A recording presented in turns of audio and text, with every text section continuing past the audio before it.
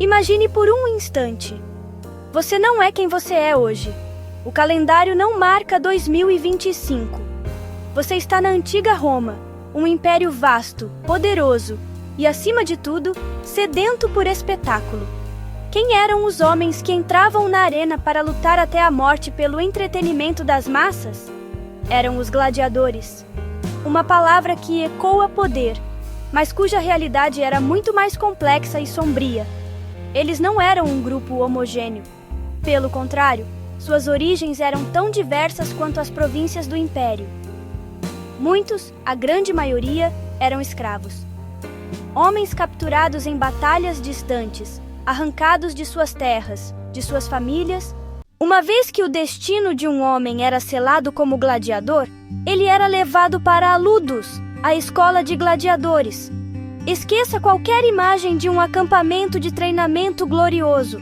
A Ludus era uma mistura de quartel militar, prisão de segurança máxima e centro de treinamento de elite. Os gladiadores viviam em celas pequenas e apertadas, muitas vezes compartilhadas, com pouco mais do que uma cama de palha. A disciplina era a espinha dorsal da Ludus, e a desobediência era punida com uma severidade implacável. A vida era regulada pelo som de um sino ou de uma trombeta, ditando as horas de acordar, comer, treinar e dormir. O coração da Ludus era a arena de treinamento. Era ali que o corpo e a mente eram moldados, quebrados e refeitos. Os novici iniciavam sua jornada com exercícios físicos básicos, projetados para construir resistência, força e agilidade. A fadiga era uma constante. Os músculos doíam incessantemente, mas parar não era uma opção. Após a fase inicial de condicionamento físico, os recrutas passavam para o treinamento com armas. Inicialmente, eles usavam armas de madeira, conhecidas como rudes. Eles aprendiam os movimentos básicos de ataque e defesa contra um poste de madeira chamado palos. Somente após dominar os fundamentos com as armas de madeira é que eles eram autorizados a treinar com armas de metal reais, embora embotadas. Cada gladiador era especializado em um tipo específico de combate, como o Trix, com seu pequeno escudo e espada curva, ou o Retiarius, com sua rede e tridente. No entanto, o treinamento não era apenas sobre brutalidade. As Ludus tinham equipes de médicos, os Medici, especializados em tratar os tipos de ferimentos comuns no treinamento e no combate. A dieta de um gladiador pode surpreender quem imagina guerreiros se banqueteando com carnes e vinhos, como os heróis das epopeias. A base da alimentação dos gladiadores era esmagadoramente vegetariana, rica em carboidratos complexos. Análises químicas de ossos de gladiadores encontrados em um cemitério em Éfeso revelaram altos níveis de estrôncio, um elemento encontrado em abundância em plantas. Essa dieta rica em carboidratos não era um sinal de pobreza, mas sim uma estratégia deliberada. Além disso, essa alimentação promovia o ganho de peso e a formação de uma camada de gordura subcutânea. Para complementar essa dieta, os gladiadores consumiam uma bebida peculiar. Após os treinos, eles bebiam uma mistura de cinzas de plantas ou ossos com vinagre. As refeições eram comunitárias, mas rigidamente controladas. A comida não era fonte de prazer, mas de combustível. O dia dos jogos era o ápice de toda a existência de um gladiador. Na véspera, era oferecida uma grande ceia pública, a cena libera. Para os gladiadores, era um momento de sentimentos mistos. Era um banquete com a morte sentada à mesa.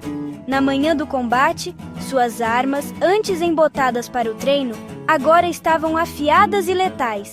A entrada na arena era um assalto aos sentidos. Após a escuridão dos corredores, a luz do sol era ofuscante. O rugido da multidão era ensurdecedor, uma onda sonora de dezenas de milhares de vozes, gritando, torcendo, vaiando. Os gladiadores desfilavam em uma procissão, exibindo suas armas e sua força para o deleite do imperador e do povo. Ave César, os que vão morrer te saúdam. Quando o combate finalmente começava, o mundo se reduzia ao oponente à sua frente. O foco se tornava absoluto. Cada movimento era calculado. Cada golpe era uma questão de vida ou morte.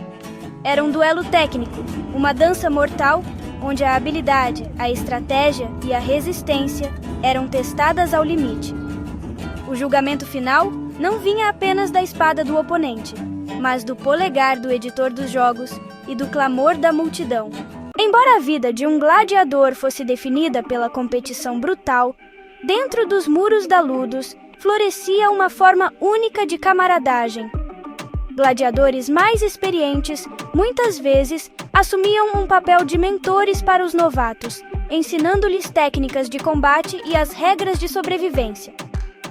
Lápides de gladiadores frequentemente contêm epitáfios emocionantes, encomendados por seus companheiros de armas. No entanto, essa amizade era assombrada por uma verdade terrível. O amigo com quem se compartilhava uma piada ou um pedaço de pão poderia ser o adversário que se teria de matar na arena. Esse era o paradoxo mais cruel da vida do gladiador. Grafites em Pompeia celebram as proezas de certos gladiadores, chamando-os de "o suspiro das moças". A carreira de um gladiador só podia terminar de duas maneiras, com a liberdade ou com a morte. O fim mais comum, de longe, era o segundo. Quando um gladiador era ferido e não conseguia mais lutar, ele erguia um dedo, o mício, apelando por misericórdia. Homens vestidos como Caronte e Mercúrio verificavam se o homem estava realmente morto, às vezes com um toque de um ferro em brasa. No entanto, havia um caminho para a liberdade. Após um número significativo de vitórias, um gladiador poderia ser recompensado com a rudis, uma espada de madeira simbólica.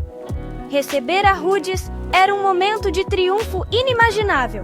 Significava que ele havia sobrevivido. Ele era um homem livre. Alguns desses homens livres escolhiam permanecer no mundo da arena, tornando-se treinadores altamente respeitados e bem pagos. A liberdade, no entanto, não era um final de conto de fadas. Mesmo com a rudis em mãos, um ex-gladiador carregava o estigma de sua profissão para o resto da vida. E assim, a pergunta, "você sobreviveria?", não se refere apenas à arena. A vida do gladiador era um jogo brutal, onde a única vitória real era continuar respirando.